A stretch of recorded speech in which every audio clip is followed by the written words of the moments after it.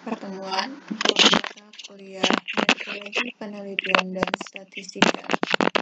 Bersama saya Rami Hidayati. Hari ini pertemuan 9 kita membahas mengenai statistika, di mana di dalamnya meliputi pengertian statistika itu sendiri, ruang lingkup, populasi dan sampel, data dan kegiatan dalam statistika. Apakah teman-teman tahu apa itu statistika? Apakah statistika dan statistik itu sama? Kita sekarang ini belajar itu statistika, bukan statistik. Oke, kalau teman-teman pernah mendatangi atau pernah mendengar atau pernah membaca Badan Pusat Statistik atau BPS, nah di sana ada apa aja? Nah, kita akan melihat apa itu perbedaan antara statistika dengan statistik. Sekarang kita masuk dulu ke statistika. Statistika menurut beberapa para ahli, yang pertama adalah menurut Budiarto, di mana menurut Budiarto menyatakan bahwa statistika itu adalah suatu metode ilmiah. Suatu metode ilmiah dalam mengambil keputusan, mengadakan analisis data dari hasil penelitian. Hal yang hampir sama juga disampaikan oleh Margaret et al., di mana menyatakan bahwa statistika itu adalah suatu teknik. Kalau Budiarto tadi metode, kalau Margaretnya menyatakan suatu teknik yang digunakan untuk mengumpulkan data, menganalisa data, menyimpulkan, dan mengadakan penafsiran. Anderson dan Markov menyatakan bahwa statistika itu adalah ilmu dan seni. Ilmu dan seni mengembangkan dalam menerapkan metode. Tadi Budiarto menyatakan statistika itu adalah suatu metode ilmiah. Tapi di Anderson itu digabungkan bahwa statistika itu adalah ilmu dan seni dalam mengembangkan dan menerapkan metode yang paling efektif untuk mengumpulkan, mentabulasi, menginterpretasikan data, dan menurut Sujana dan Sederajat, Sujana menyatakan bahwa statistika itu adalah suatu pengetahuan yang berhubungan dengan cara mengumpulkan fakta atau mengumpulkan data, kemudian pengolahannya serta penganalisisannya dan mempublikasikannya ke halayak banyak. Sudrajat itu menyatakan bahwa statistika ada ilmu pengetahuan dengan cara atau aturan dalam mengumpulkan data, mengolah, analisa, dan menarik kesimpulan. Dari beberapa ahli tadi, mungkin teman-teman bisa menyimpulkan apa itu statistika. Ya. Sekarang kita masuk ke Badan Pusat Statistik. Mungkin teman-teman pernah mendengar Badan Pusat Statistik. Gunanya apa ke sana?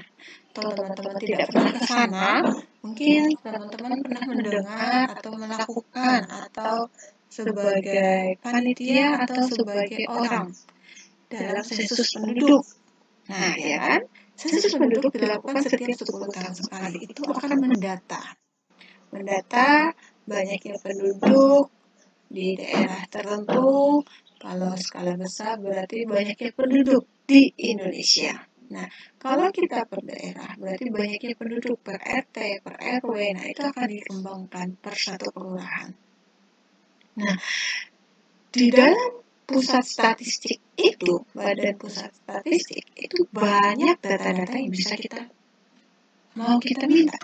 Misal, mau minta data banyaknya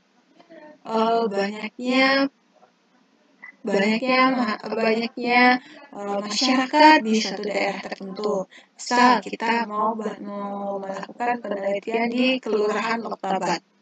Nah, di sana kita tidak tahu nih kemana mencari banyaknya masyarakat di Kelurahan Loktabat tersebut. Maka untuk kita mendapatkan data banyaknya masyarakat di Kelurahan Loktabat, kita bisa ke Badan Pusat Statistik. Kita akan bertanya di sana.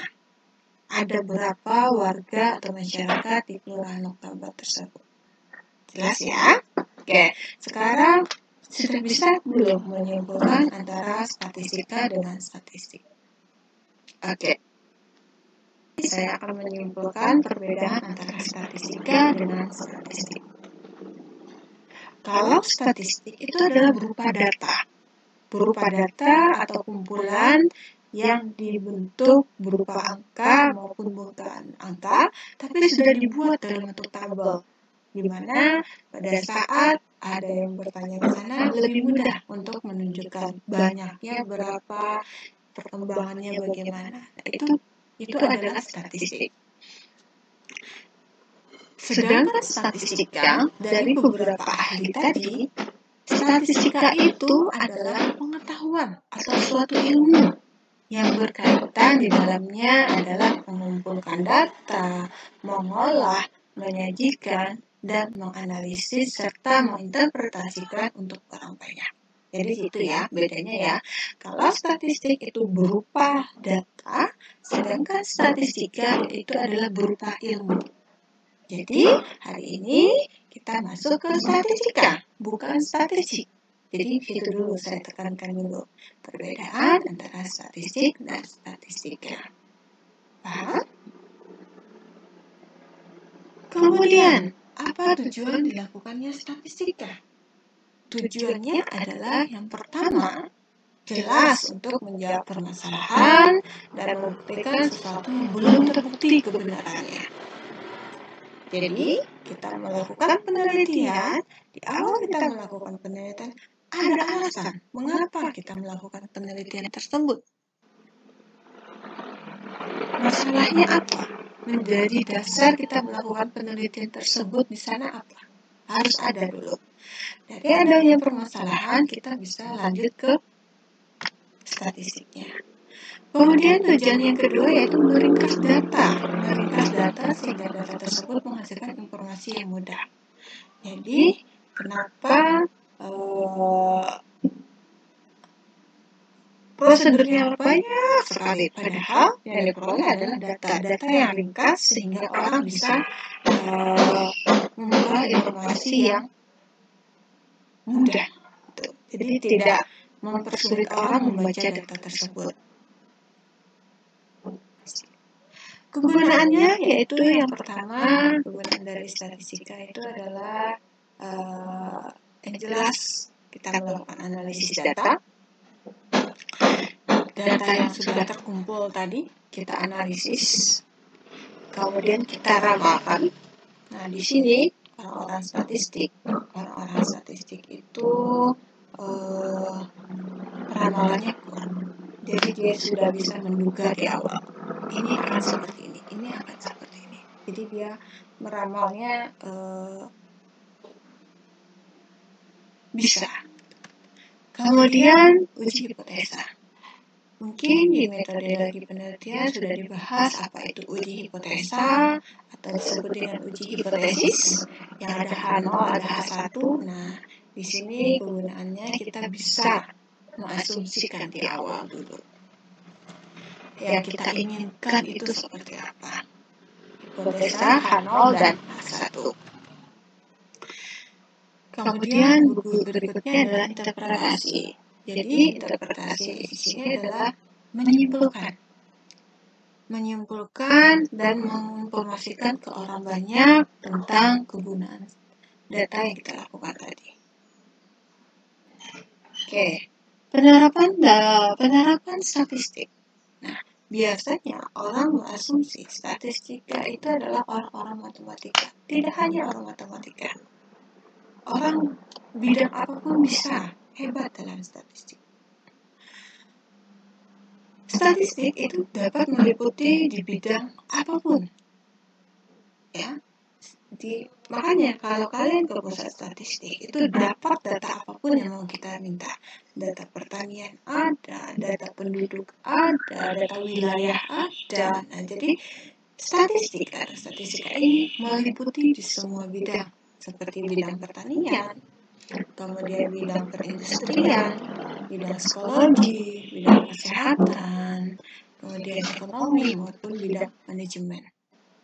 Nah, kita orang farmasi masuk ke dalam bidang kesehatan. Nah, karena kita berada di bawah naungan di bidang kesehatan. Makanya statistik yang ada itu adalah statistik kesehatan. Karena farmasi di bawah dari bidang kesehatan. Oke. Statistika kesehatan. Statistika kesehatan, tadi statistika itu adalah berupa ilmu, berarti statistika kesehatan ilmu atau informasi berkaitan dengan masalah kesehatan. Di dalamnya bisa terkait data administrasi mungkin yang kita perlukan. Nah, ini buat teman-teman yang bidang manajemen. Nah, ini data administrasi mungkin bisa minta terkait apa gitu. Kalau teman-teman klinis misalnya ke bagian informasi obat, nah itu kita mau lihat data pasien mengenai penyakit apa gitu. Di sini administrasi umum biasanya di bidang kesehatan itu biasanya merencanakan program pelayanan kesehatan, kemudian bagaimana menentukan alternatif penyelesaian masalah kesehatan, kemudian melakukan analisis tentang berbagai penyakit, kemudian melakukan uji lab. Nah, itu bisa terkait. Kemudian statistika kesehatan yang lainnya yaitu menentukan penyebab timbulnya penyakit baru yang belum diketahui, seperti saat ini COVID-19. Nah, mungkin itu bisa teman-teman menjadi referensi buat teman-teman, menjadi judul penelitian teman-teman untuk kedepannya. Misalkan penyebab wabah corona yang mungkin sampai sekarang masih banyak simpang siurnya, misalkan ciri-cirinya seperti ini, ciri-cirinya seperti ini. Nah, mungkin bisa teman-teman akan ke lapangan untuk mencari data tersebut. Kemudian berikutnya adalah menguji manfaat obat bagi penyembuhan penyakit tertentu. Nah, seperti yang tahun dulu itu adalah kayu pejaka, kalau saya tidak salah, yang bisa untuk mengobati kanker. Nah, itu kita bisa itu melakukan uji, benar nggak kayu tersebut bisa digunakan sebagai obat untuk penyembuhan penyakit kanker. Nah, itu bisa buat teman-teman. Kemudian untuk mencari rekam mediknya biasanya atau lebih ke pasiennya, biasanya analisis kepuasan pasien di rumah sakit mana, misalnya apakah itu pasien rawat inap ataupun pasien rawat jalan. Kita akan melihat bagaimana kepuasan pasien. Itu bisa menjadi jenis-jenis statistika itu ada dua, ada deskriptif dan ada inferensial. Apa sih bedanya di antara mereka? Nah, kemudian di statistik inferensial ada dua lagi, yaitu statistika parametrik dan statistika non-parametrik. Apa bedanya? Kapan kita menggunakan parametrik, kapan kita menggunakan non-parametrik? Kayaknya satu-satu. Pertama adalah statistik deskriptif, yaitu pengumpulan data, penyajian data untuk mencari gambaran. Nah, biasanya itu lebih ke gambaran-gambaran. Nah, itu biasanya berarti hasilnya nanti adalah dalam bentuk deskriptif. Kemudian statistik inferensial itu adalah menaksir secara umum suatu populasi dengan menggunakan sampel. Biasanya inferensial ini yang sering digunakan untuk kalangan tingkat seperti kita S1 itu biasanya lebih dominan ke statistik inferensial. Jadi ilmu statistiknya lebih banyak di sana yang kita gunakan. Kemudian ada statistika parametrik.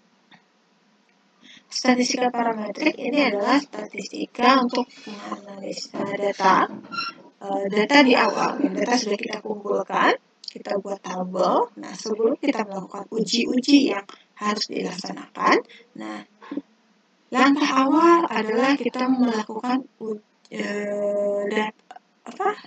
uji kenormalan. Uji kenormalan ini itu jika dia memenuhi kriteria normal, maka dia dapat dilakukan, maka dia masuk ke kategori statistika parametrik. Maka uji yang digunakan adalah uji-uji parametrik. Tapi jika data tidak berdistribusi normal, nah data-data yang tidak berdistribusi normal, maka data tersebut masuk ke dalam statistika non-parametrik. Uji-uji yang digunakan adalah uji-uji yang berada di non-parametrik, bukan uji-uji di parametrik. Ya, hati-hati dalam menentukan uji. Jangan sampai pada saat teman-teman mereduksi atau menjadikan referensi jurnal tertentu, di jurnal ini dia menggunakan uji Wilcoxon. Nah, uji Wilcoxon itu masuk ke dalam uji parametrik. Artinya di awal dia sudah melakukan uji kenormalan, ternyata datanya tidak normal, makanya dia menggunakan Wilcoxon. Tapi jika di awal, jika data tersebut menggunakan uji chi-square, nah uji chi-square itu adalah termasuk ke dalam uji parametrik. Artinya datanya di awal itu sudah normal, makanya chi-square, maaf, misalkan uji yang digunakannya adalah uji ANOVA. Uji ANOVA berarti itu dia sudah melewati uji kenormalan, datanya normal, maka uji lanjutnya bisa menggunakan uji ANOVA. Tapi kalau ujinya di awal sudah tidak normal, berarti uji yang digunakan adalah uji-uji non-parametrik. Salah satunya adalah uji Wilcoxon dan teman-temannya. Nanti untuk lebih lanjutnya, uji-uji parametrik dan uji-uji non-parametrik kita bahas di pertemuan berikutnya. Jadi itu dulu perbedaan. Parametrik jika data sudah berdistribusi normal, non-parametrik jika data tidak berdistribusi normal. Kemudian, kapan sih statistika deskriptif itu meliputi di mana aja gitu? Nah, statistika deskriptif itu materinya meliputi di dalamnya ada penyajian datanya, kemudian ukuran pemusatannya, ukuran penyebarannya, angka indeks, dari perkala dan peramalan. Itu biasanya masuk deskriptif. Untuk inferensial, itu biasanya meliputi ada probabilitas dan teori keputusan. Nah, probabilitas dan keputusan ini kita bisa akan membuat keputusannya seperti apa. Kemudian metode sampling. Nah, metode sampling, metode teknik sampling apa saja yang digunakan. Nah, nanti kita akan masuk ke pertemuan berikutnya. Kemudian teori pendugaan, kemudian ada pengujian hipotesa, regresi korelasi. Nah, jika tidak terpenuhi di atas berarti masuk ke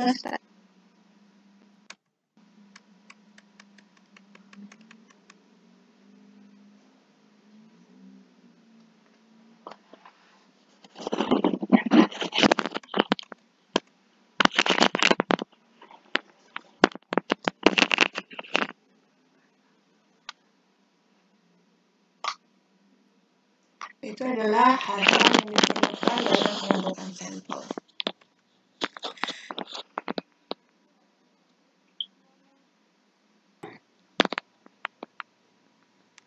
Apa itu data? What is the meaning data? Data itu adalah merupakan kumpulan angka yang dihasilkan dari pengukuran.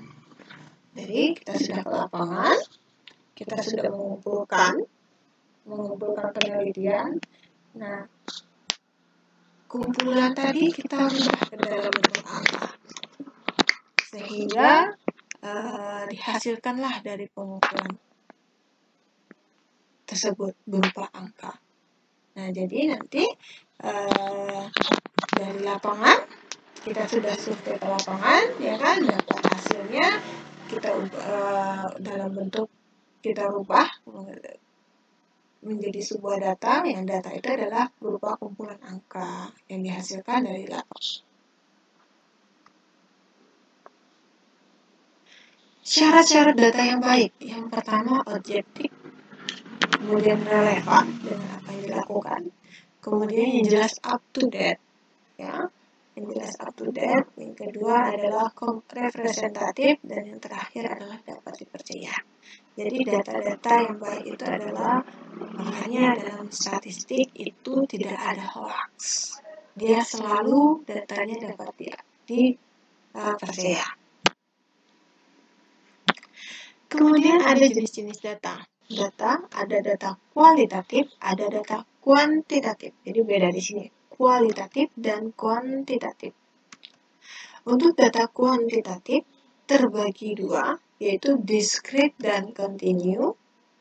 Ya, gimana bedanya? Kemudian kita lihat data kualitatif itu meliputi apa?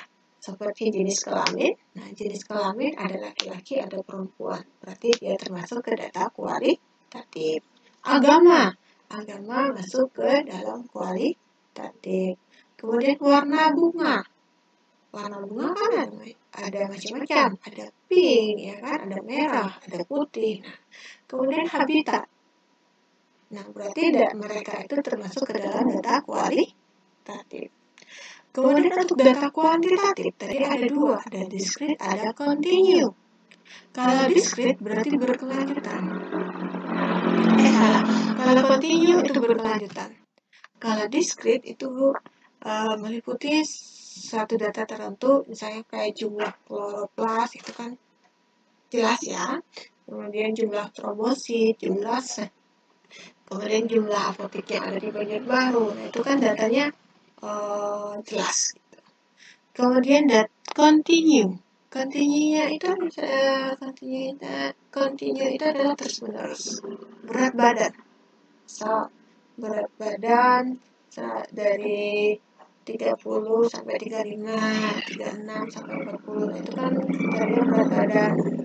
Kemudian ada jarak kota, kemudian luas tanah, kemudian kadar gula darah pasien, dan lain-lain. Nah, itu adalah termasuk.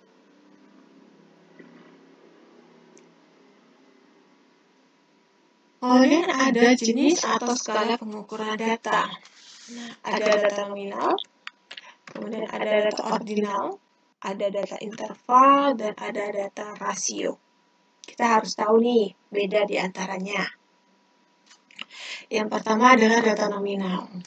Data nominal adalah data yang diperoleh dari hasil pengamatan yang tidak mengenal urutan. Ya, dia tidak mengenal urutan. Contohnya seperti apa? Misal seperti jenis kelamin. Nah, jenis kelamin kan tidak punya urutan. Kita boleh aja. Jenis kelamin ada dua, laki-laki dan perempuan. Kita bisa mengasumsikan laki-laki 1, kemudian perempuan 2. Nah, itu adalah termasuk ke dalam data nominal. Jadi pada saat teman-teman nanti mengambil data ke lapangan, nanti ada jenis kelamin di situ, ya kan? Jenis kelaminnya nanti diberi tanda laki-laki. Nah, pada saat teman-teman membuat data atau mengolah data, nah, tidak bisa itu, data tidak bisa kebaca laki-laki perempuan, tidak bisa. Karena data tadi itu adalah berupa angka, ya kan? Nah, teman-teman harus merubah dulu yang laki-laki dan perempuan tadi. Misal laki-laki kita misalkan angkanya 1, perempuan angkanya 2. Nah, jadi nanti angka yang tadi yang bisa kita masukkan untuk dianalisis. Makanya tadi data itu adalah kumpulan angka. Kumpulan angka dari lapangan, dari hasil pengukuran. Nah, jadi bukan laki-laki dan perempuan yang kita masukkan, tapi yang kita misalkan laki-laki tadi 1, perempuan tadi 2. Nah, itu yang kita masukkan. 1 dan 2 itu yang kita masukkan. Paham ya? Dan mereka untuk data nominal itu tidak mengenal urutan. Tidak terurut gitu. Kemudian ada data ordinal. Data yang diperoleh dari hasil pengamatan mengenai urutan atau berjenjang. Oke, data ordinal. Ini biasanya terkait dengan sikap, pengambilan penelitian mengenai sikap. Misalkan seperti ini. Mungkin teman-teman pernah mengisi kuesioner ya. Setiap mau ujian atau setiap semester ada kuesioner yang dibagikan kepada teman-teman, ya kan? Kemudian ada opsinya di sana baik, ya kan? Sangat baik, baik, cukup baik, ya kan? Kurang baik, sangat tidak baik. Nah, itu adalah dia berjenjang. Dia berjenjang. Yang pertama baik, yang pertama sangat baik, baik, cukup baik, kurang baik, sangat tidak baik. Nah, itu kan dia berjenjang nih. Ada 5 kan? Nah, itu termasuk ke dalam data ordinal. Atau skala yang digunakan adalah skala Likert. Nah, itu adalah data ordinal. Kalau teman-teman ada memperhatikan pada saat teman-teman mengisi kuesioner, nah, poin-poin itulah yang nanti kita masukkan dalam berupa data. Ya, misalkan teman-teman ingin melihat atau melakukan penelitian terkait pengetahuan masyarakat tentang antibiotik tadi, misalkan, ya kan, dari item pertanyaan opsinya itu ada 5, yaitu baik, sangat baik, baik, cukup baik, kurang baik, sangat tidak baik. Nah, itu misalkan 5 opsinya. Nah, itu kita berikan poin-poin dulu. Misalkan sangat baik itu 5 skornya atau angkanya 5, kemudian baik angkanya 4, cukup baik misalkan angkanya 3, kurang baik misalkan angkanya 2, sangat tidak baik misalkan angkanya 1. Nah, 5, 4, 3, 2, 1 itulah yang kita masukkan, kita kumpulkan datanya. Ya, bukan sangat baik, bukan, itu tidak bisa terbaca. Jadi kita menggunakan angka. Oke, paham ya? Tidak bisa ya membedakan nominal dan ordinal tadi. Kalau nominal itu tidak terurut, tapi kalau ordinal itu berjenjang atau berurut, ya. Kemudian kita lihat berikutnya adalah interval. Data yang diperoleh dari hasil pengamatan yang diurutkan atas dasar kriteria tertentu. Nah, biasanya ini,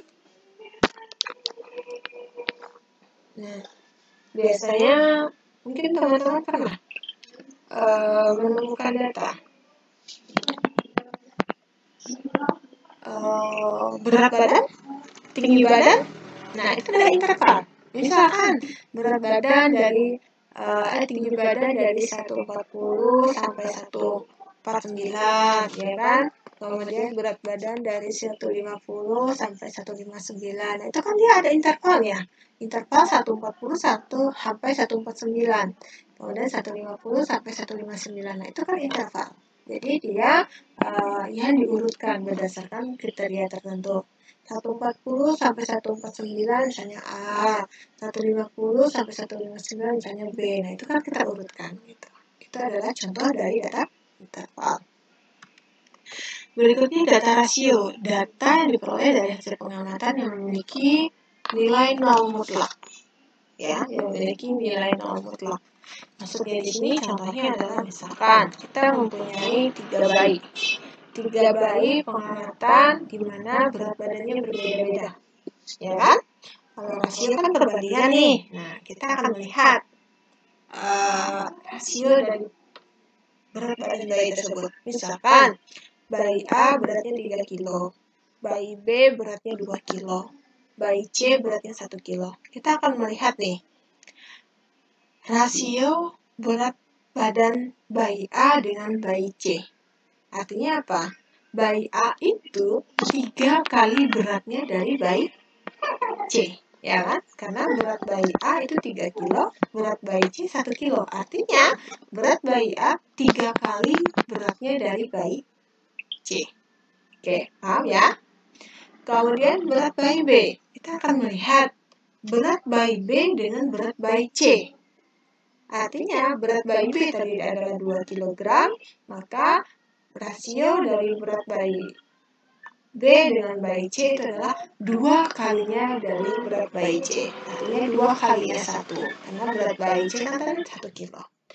Kemudian bagaimana dengan berat bayinya bayi C dengan bayi A? Ya kan? Tadi bayi C-nya beratnya 1 kilo, berat bayi A-nya 3 kilo. Kita akan melihat data rasionya itu adalah berat bayi C itu adalah 1/3-nya dari berat bayi A.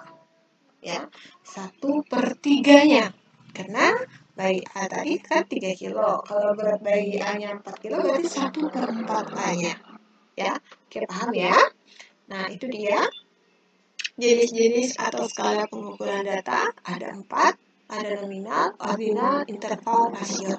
Teman-teman harus tahu dulu data-data dari penelitian teman-teman ini masuk ke data yang mana, biar nanti pada saat uji analisis yang digunakan, uji statistik yang digunakan, itu memudahkan teman-teman. Ya, menggunakan uji yang mana itu memudahkan teman-teman. Jadi tidak terjadi kekeliruan nanti. Oke. Berikutnya adalah waktu pengumpulan data. Waktu pengumpulan data itu ada cross section, ada data time series atau berkala.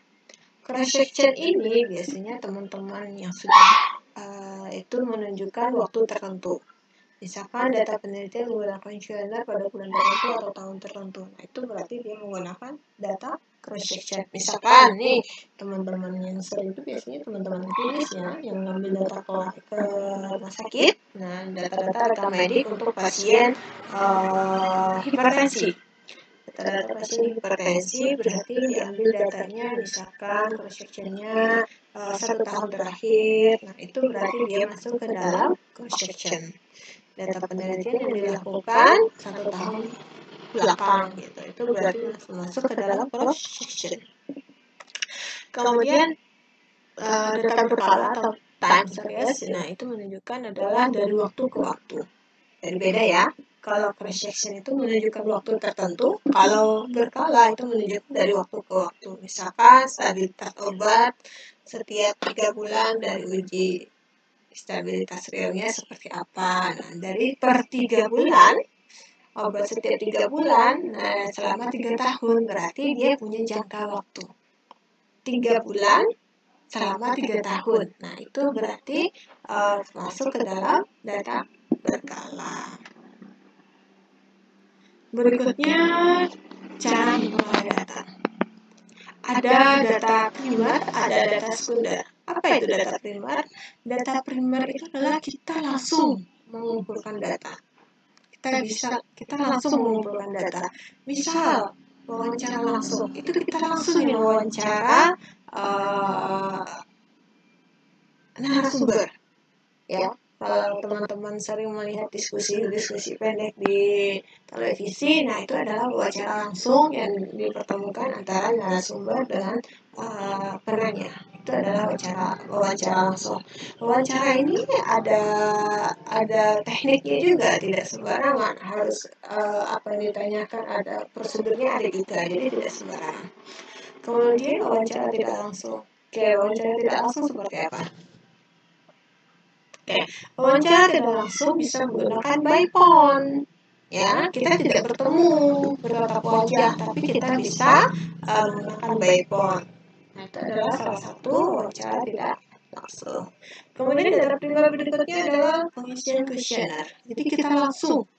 Primer itu kan langsung ya, berarti awal ya, tanpa perantara apapun, nah gitu.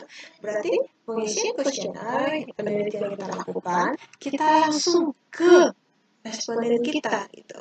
Misalnya responden kita adalah pasien hipertensi. Nah, berarti kuesionernya yang kita berikan, kita langsung memberikan ke pasien hipertensi. Nah, itu adalah data primer, bukan melewati siapa-siapa. Oke, berikutnya adalah data sekunder. Data sekunder di sini adalah data melewati tahap kedua. Jadi kita seperti BPS, Badan Pusat Statistik tadi, nah kita tidak ke daerah tersebut mengumpulkan datanya berapa banyak warganya, tidak. Di Badan Pusat Statistik kita sudah bisa menemukan banyaknya data di wilayah tertentu. Jadi kita tidak perlu lagi ke survei wilayahnya, banyaknya warga di sini berapa, tidak perlu. Jadi kita cukup ke BPS. Nah, artinya itu adalah termasuk ke dalam data sekunder, di mana kita lewat BPS, bukan kita langsung yang terjadi di lapangan. Ya. Kemudian Bank Indonesia, nah, kemudian World Bank atau Bank Dunia, FAO, dan segala macam. Ya, itu termasuk ke dalam data sekunder. Bisa ya membedakan primer dan sekunder. Berikutnya, data berdasarkan sumbernya. Ada dua, ada data internal dan ada data eksternal. Data internal itu adalah data yang menggambarkan situasi kondisi pada suatu organisasi secara internal. Ya. Kemudian sedangkan data eksternal itu adalah di luar organisasi. Artinya in di dalam, ex di luar. Seperti kita. Kita ada di lingkungan warga Stikes. Ya kan? Tapi kalau kita mengambilkan data di lingkungan internal kita, di lingkungan Stikes, berarti itu masuk ke dalam data internal. Tapi kalau kita warga Stikes, mengambil data ke UNLAN, berarti kita itu adalah kita orang luar UNLAN, artinya data eksternal. Ya, itu bedanya ya, internal dan eksternal. Statistika itu sumber pertamanya yang jelas data tersebut berupa sebuah informasi, ya kan? Kita memperoleh data, kemudian kita analisis dengan menggunakan uji-uji statistik, ya kan? Kemudian kita proses di sana, kita olah datanya, kita analisis datanya, kemudian baru kita sampaikan atau interpretasikan supaya menjadi sebuah informasi yang baru buat orang banyak. Ya, di situ dia di mana data merupakan sebuah informasi. Jadi tidak langsung data kita sampaikan, tidak, tapi kita proses dulu.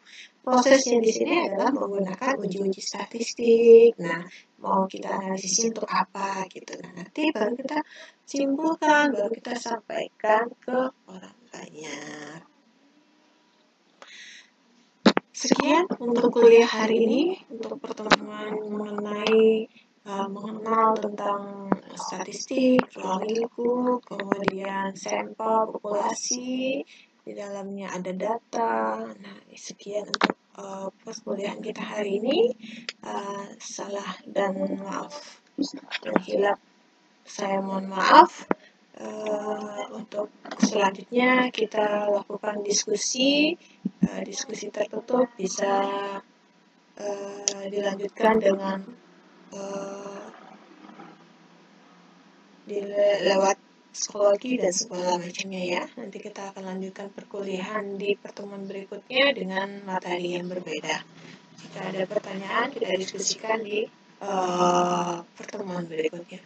Terima kasih. Assalamualaikum warahmatullahi wabarakatuh.